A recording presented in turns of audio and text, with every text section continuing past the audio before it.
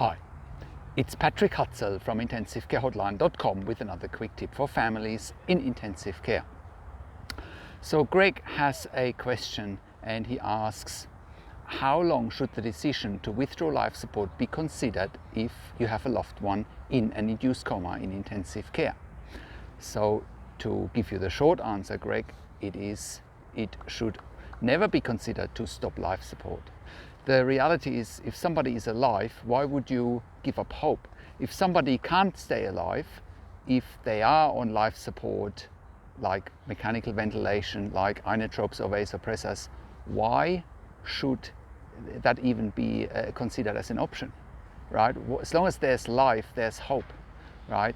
And yes, there are very few situations where switching of life support can be considered, but only if there's an advanced care directive from the patient or from a family, right? A valid advanced care directive that a patient might have put down in writing that they don't want to be on life support.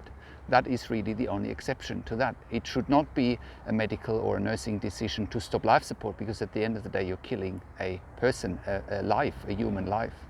So that's the short version to your answer. We have helped many families through our consulting and advocacy to stop intensive care units from stopping life support, because we know patient and families' rights. We know the clinical issues at hand in intensive care, because the biggest challenge for families in intensive care is simply that they don't know what they don't know.